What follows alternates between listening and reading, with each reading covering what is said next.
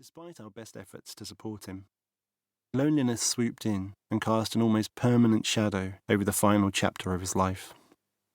Old age was undoubtedly a major catalyst for Grandpa's loneliness during those final years.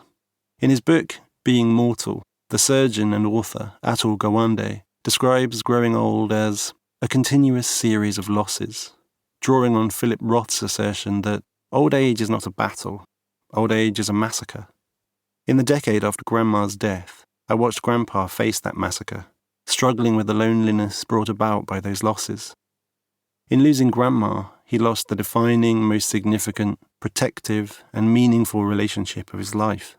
No other relationship would ever compensate or come close. Gradually, his health and body deteriorated to the extent that he lost the capacity to engage with and reap from the world around him in the ways he had always done.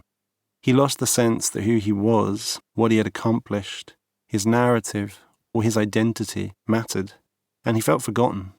His friends, colleagues, and family members died with increasing frequency. He faced the predicament of how to exist in the world in a meaningful sense without the things and people that had empowered him to do so for most of his life. To quote one older man who recently wrote me a letter, Grandpa became one of the thousands of older people who stumble off into the forest, never to be heard of again. During this period of Grandpa's life, our paths crossed in a way I could not have predicted. I was in my early 20s and feeling lonely myself. Lucy, my first love and childhood sweetheart for almost a decade, had left me. I'd had my heart broken for the first time, and it wasn't pretty.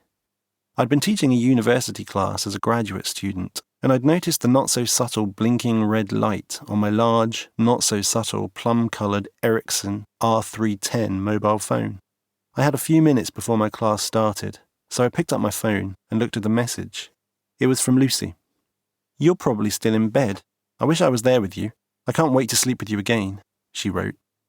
Huh? I thought. But she knows I'm not still in bed. I only said goodbye to her this morning, after breakfast. How can she possibly think I'm still in bed when she saw me leave?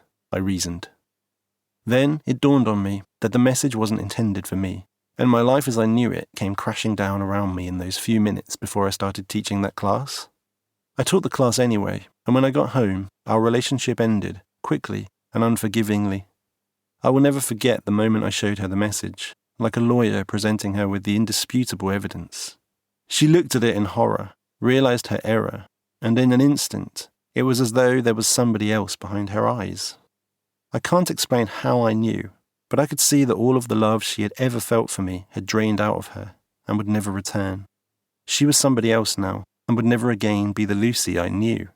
By default, I therefore couldn't be the same Sam. She left that very evening, and I sat in our flat with my first experience of how lonely it feels to lose your closest other. The upshot of this was that Grandpa and I became housemates for a while, because I also had to move out of the flat Lucy and I had shared. Why not, we thought.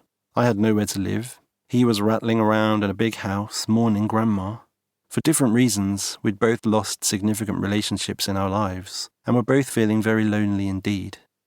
The scourge of old age had taken Grandma from him, and I'd had one of my first encounters with life's many jagged edges.